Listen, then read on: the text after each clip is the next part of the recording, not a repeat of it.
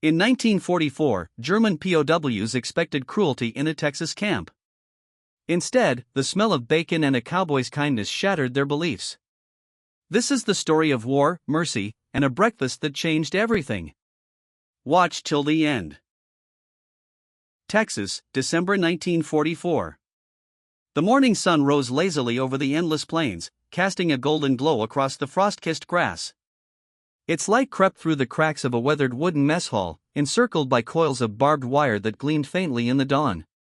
Inside, the air was thick with the scent of sizzling bacon, a smoky, savory wave that rolled through the room like a tide, pulling every man, guard and prisoner alike into a fleeting moment of stillness.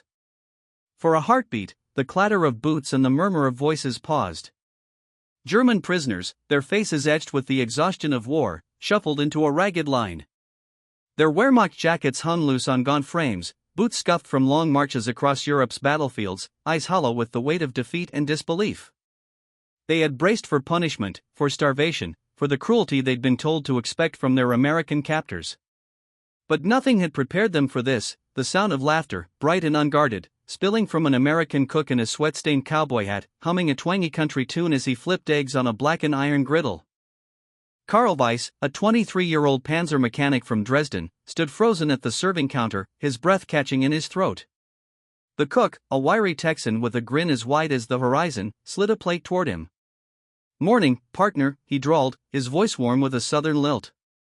The plate held a mound of scrambled eggs, 2 thick slices of toast slathered with butter, and strips of bacon, real bacon, crisp and golden, still hissing from the heat.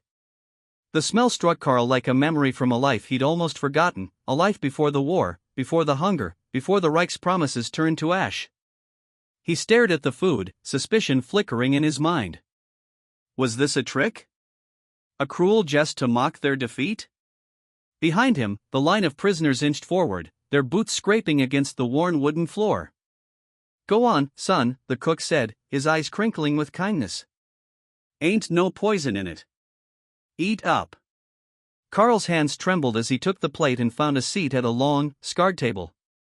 The bacon glistened, its fat catching the light. He hadn't tasted pork in nearly 2 years, not since the Eastern Front, where rations were little more than stale bread and thin, gray soup.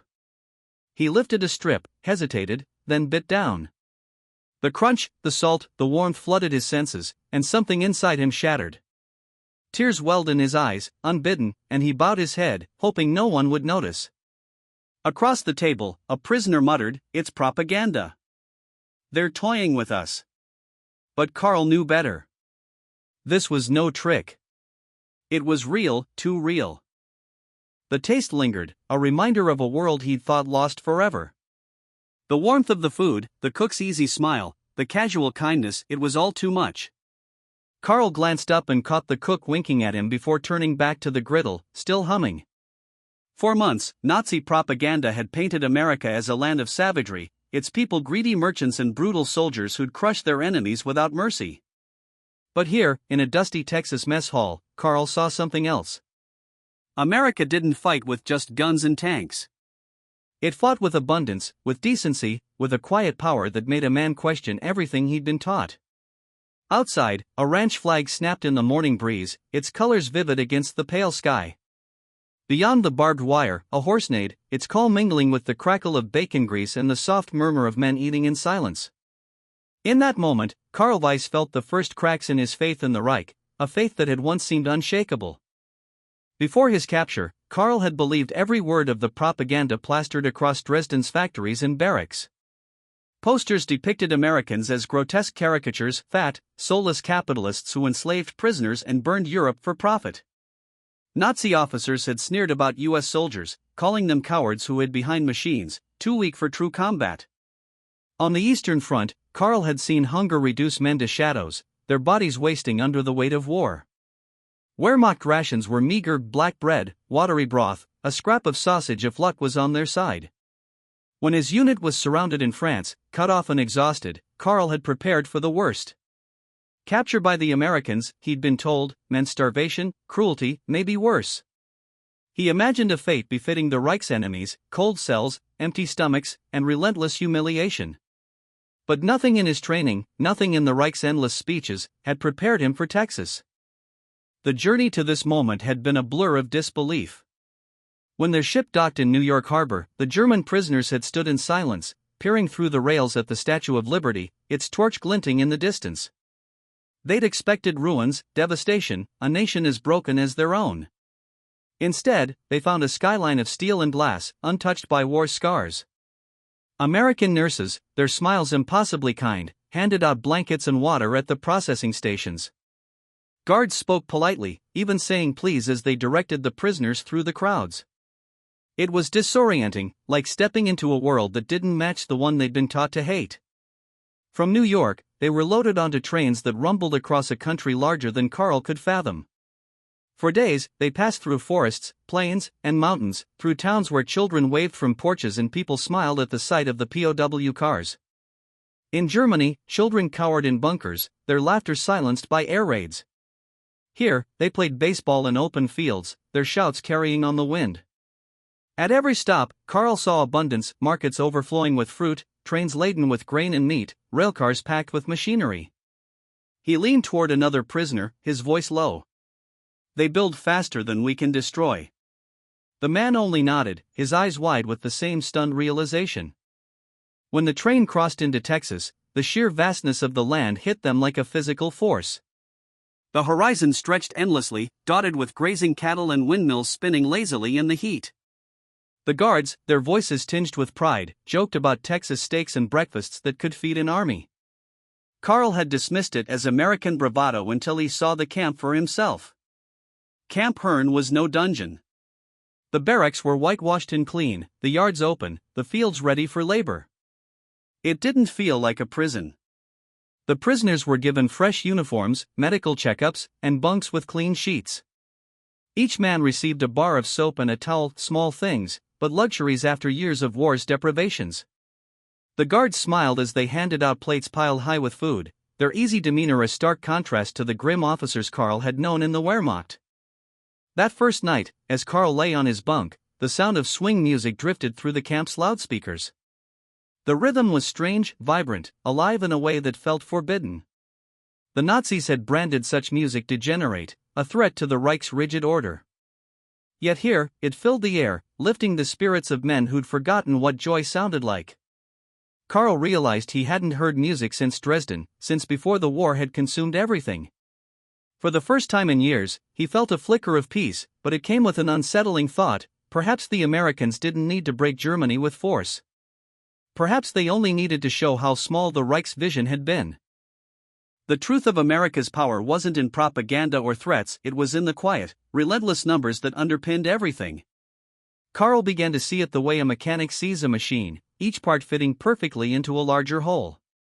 One morning, as he lined up for work assignments, the camp clerk, a grizzled sergeant named Miller, leaned against the barracks doorframe and spoke casually. "You boys know we've got about 425,000 German prisoners in the States, 50,000 right here in Texas." The number hung in the air like a thunderclap. Carl blinked, his mind reeling. That was the size of an entire German army group, scattered across a foreign land. Later, he learned that Texas alone housed over 70 branch camps, each a self-contained world of food, fuel, and medicine, supplied with clockwork precision. It was industrial organization turned into a kind of humanity, a system that fed and housed enemies with an efficiency the Reich could only dream of. The prisoners received 3 full meals a day, sometimes totaling over 3,000 calories, nearly double what a German soldier on the front lines had eaten by 1944. The Geneva Convention demanded decent treatment, but America went further. Each POW's daily rations were worth $15 to $50, a sum that included bread, meat, milk, eggs, vegetables, and strong black coffee. Feeding enemies wasn't just kindness, it was strategy. Healthy men worked harder, talked more, and carried new ideas home. Carl saw the precision everywhere. Trucks rolled into camp each morning, their cargo of supplies meticulously labeled and inventoried. The cookhouse logs were as detailed as a bank's ledger: pounds of flour, gallons of milk, ounces of bacon grease, nothing wasted. By contrast, Carl remembered the chaos of German supply lines, the hunger, the broken trains, the warehouses reduced to rubble before they could be unloaded. The Reich had tried to conquer the world with ideology and willpower. America was doing it with logistics, with spreadsheets, with a quiet confidence that needed no fanfare. Even the smallest details spoke volumes. The camp had a library stocked with hundreds of books in English and German, from novels to technical manuals. There were classes in mechanics, carpentry, even English, taught by guards who seemed to believe in building mines as much as fences. "You can't hate a man who teaches you how to build," one prisoner whispered during a carpentry lesson, his voice tinged with wonder. At night, under the glow of floodlights, Karl saw men reading, studying, or writing letters by lamplight. It was an army of thought, not force, and it was unlike anything he'd known in the Reich. One day, Karl overheard an American officer speaking to a visitor about war production. "We built 96,000 planes last year, 49,000 tanks, more trucks than the rest of the world combined," the man said, his tone matter-of-fact. "Our factories are the front line." Karl turned the numbers over in his mind, each one a weight he couldn't ignore. Germany had fought an idea with ideology, and the math of that war was a losing equation.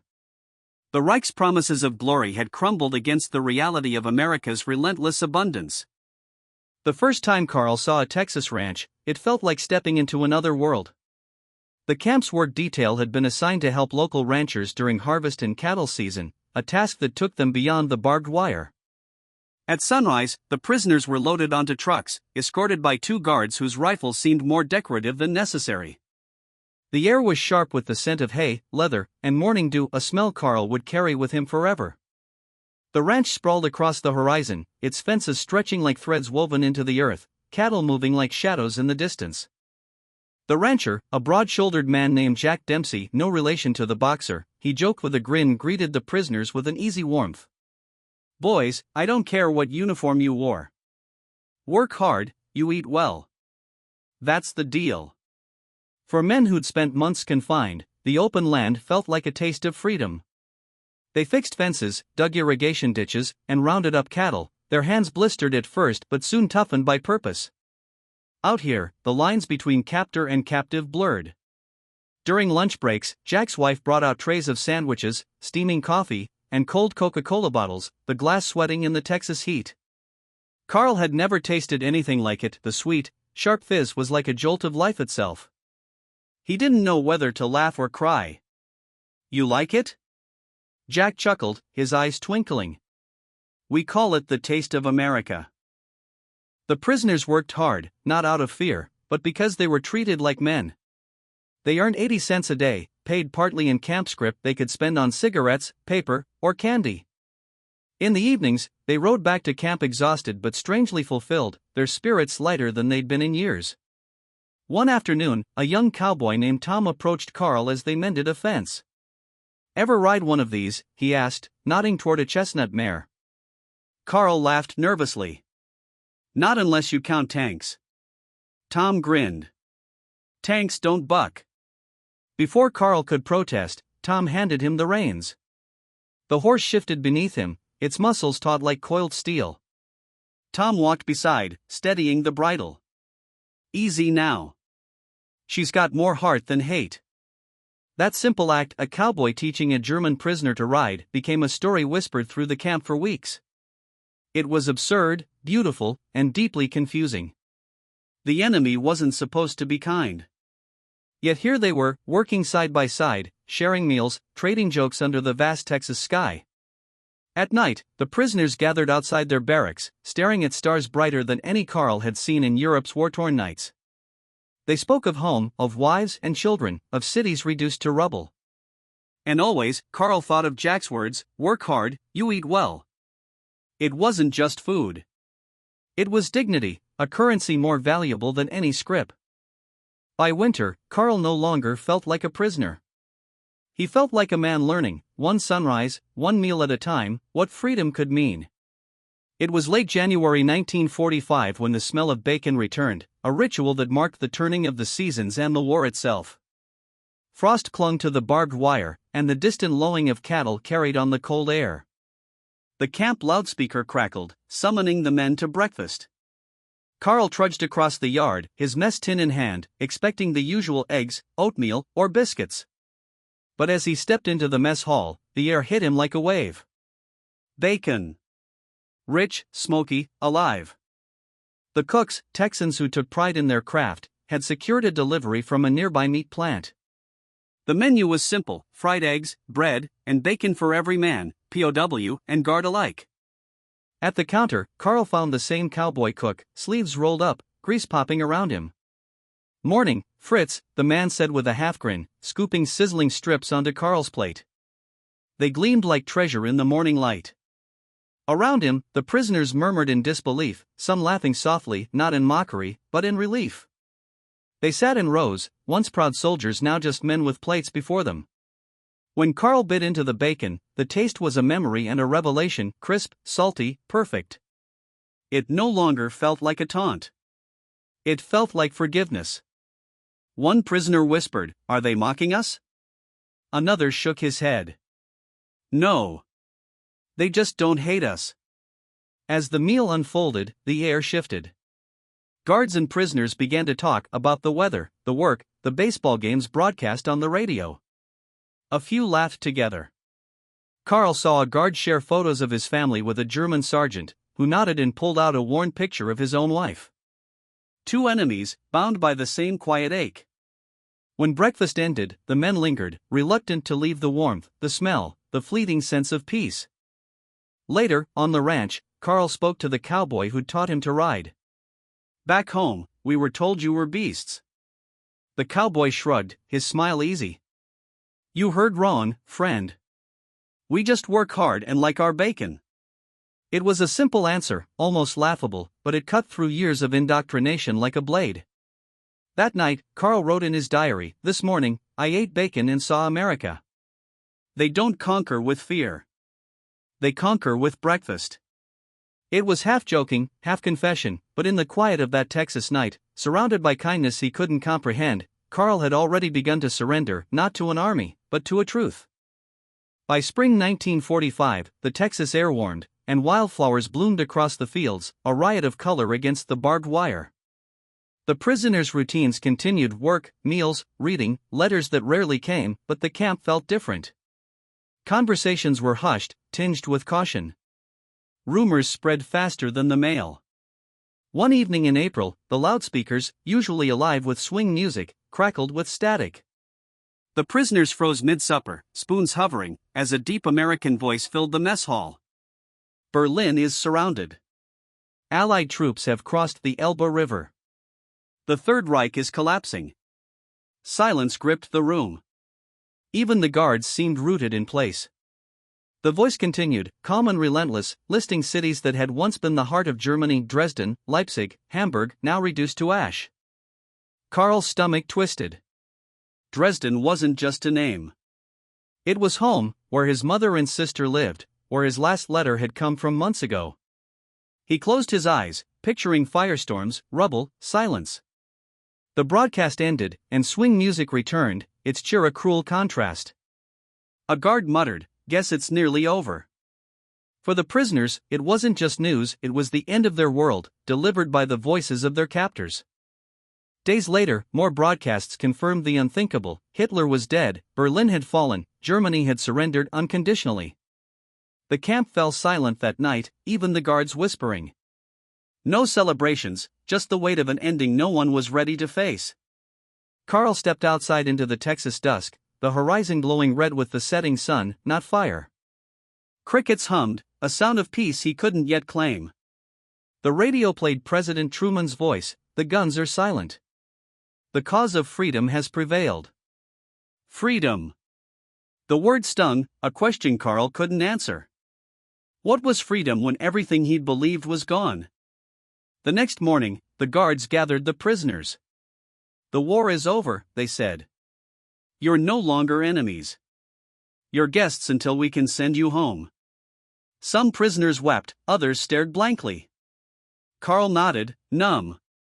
But at breakfast, the bacon returned, a ritual that felt like a bridge between worlds.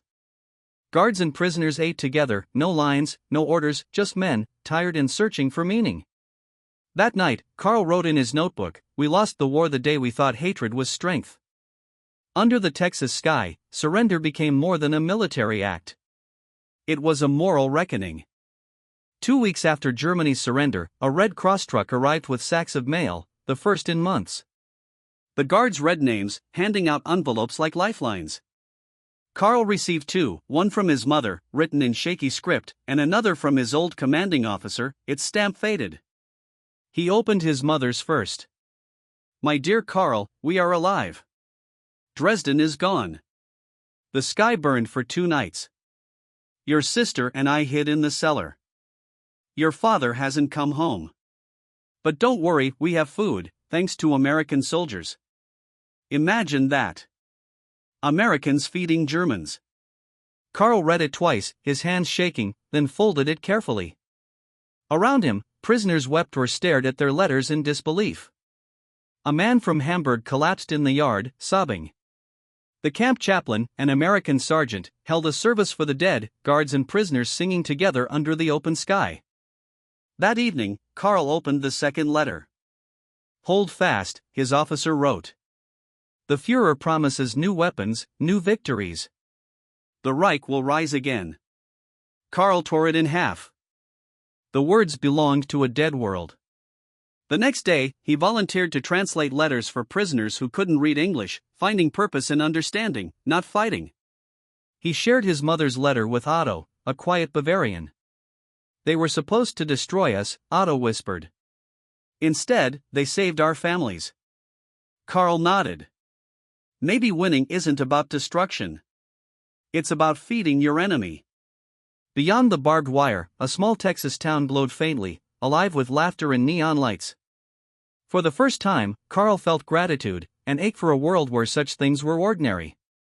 By summer 1945, the camp fences felt less like barriers. The prisoners knew they'd soon return home or to what was left of it. One morning, as the prairie glowed orange, the guards announced a farewell breakfast. "You've earned a good send-off," a sergeant said. The mess hall was bright, freshly painted, with plates of bacon, eggs, biscuits, and coffee. An American flag stood on the counter, and beside it, a worn German one, a quiet gesture. The cowboy cook raised his cup. "Boys, we had our differences, but you worked hard and kept your word. Let's eat like free men today." Silence fell, then applause, not for victory, but for respect. Laughter filled the hall as Texans and Germans shared stories of farms, families, and home. A guard passed Carl real coffee, not camp brew. "From my wife's kitchen," he said. Carl smiled. "Tell her she makes peace better than generals." A radio played "Don't Fence Me In," and prisoners hummed along, their accents thick but earnest. Then, a broadcast, Japan had surrendered. The war was over. The room stilled. "It's done," Carl whispered. Otto asked, "What now?" Carl looked at the open door, the sunlight. "We live." The prisoners could take a keepsake. Carl asked for a strip of the red and white checkered tablecloth. The cook tore it off. "Something to remember Texas by." Carl folded it into his pocket. "I won't forget." As they boarded trucks to the train station, guards tipped their hats, some shaking hands. Carl looked back at the quiet camp, realizing he'd found dignity between capture and breakfast. The train rolled through America's heartland, fields golden and alive.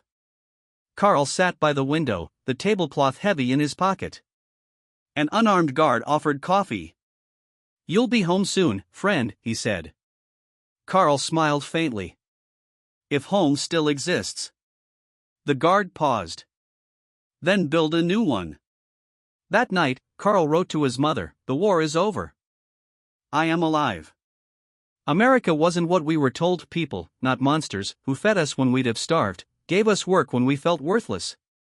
They defeated us with kindness, with abundance, with the belief that life should be lived. I return not as a soldier, but as a man who understands peace." On the Liberty ship crossing the Atlantic, the prisoners watched the Statue of Liberty fade. Otto said, "We came as prisoners, we leave as witnesses." Carl nodded. "Freedom is seeing your enemy's humanity." He touched the tablecloth, red and white, surrender and hope. "Goodbye, Texas," he whispered. The ship sailed east, carrying men reborn, who'd learned that mercy breaks harder than bullets. In Texas, a cowboy poured coffee, looked at the horizon, and said, "Those boys will be all right." Discover how a simple meal rewrote history. Share this story of humanity's triumph, reflect on its lessons, and subscribe for more tales of hope. Thanks for watching.